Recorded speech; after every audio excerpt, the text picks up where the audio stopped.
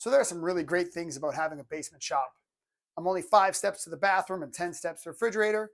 It's always heated.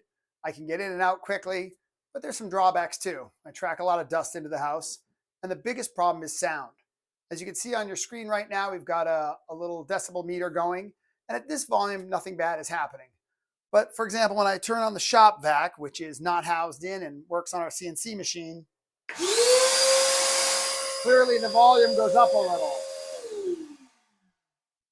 So when you have those super loud, annoying noises, you're always trying to figure out ways to mute them from going throughout the whole house and bothering your whole family. What we're going to do today is we're going to figure out a way to build a muffler for this shop vac and see how much we can really reduce the noise from super loud, annoying shop vacuums.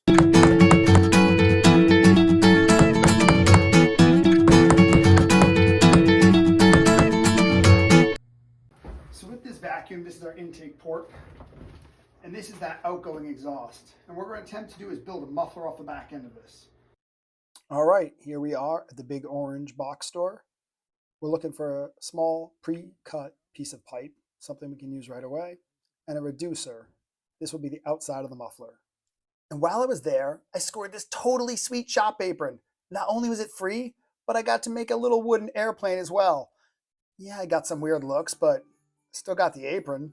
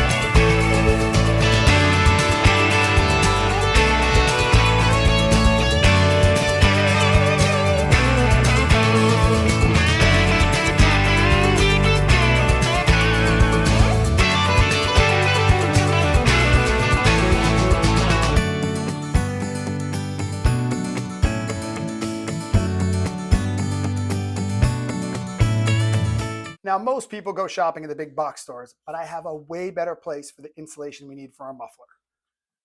My attic.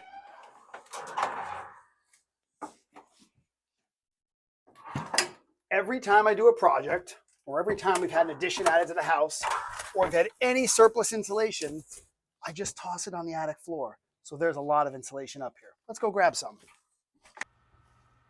This look like a good piece? Excellent. Our next step now is to make sure, since we've got our baffle all drilled out, we're going to put it back together as a pipe and start filling in some of this insulation. It's going to cause some sound dampening for us with the muffler.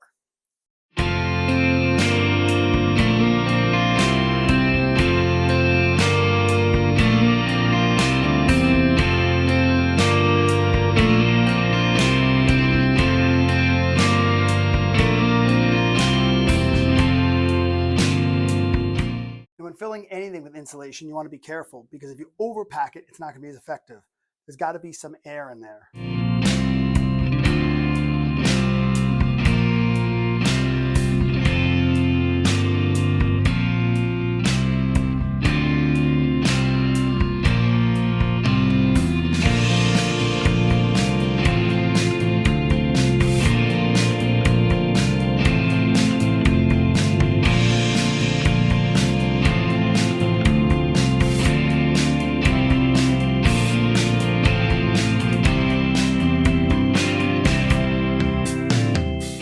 Now look, you want to remember this stuff has formaldehyde in it. It's not good for you. You wouldn't want to eat it just because it looks like cotton candy.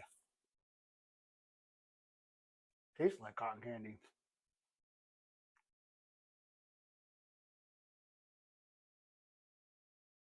All right, we filled our tube full of fiberglass or cotton candy or some damn thing. Now we need to put the top on and then attach it all to the vacuum.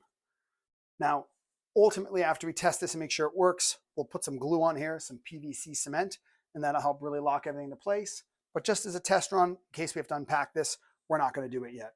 So our grinding out method worked. It lines up nicely. Oh, man. Sometimes you get lucky and things work the way you hope they do.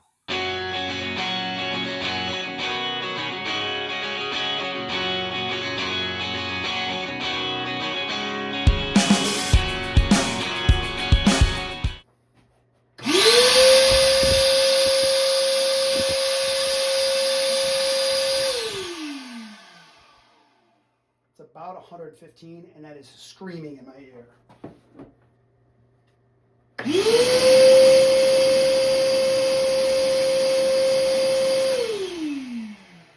That's 110. Now that doesn't sound that different, but as decibels drop, that difference becomes magnified. Also at 115, I feel ear pain. At 110, it's loud, but much more blunted. So I'm curious to know, when we put the muffler on and maybe do a closed box, how much can we drop the sound even more?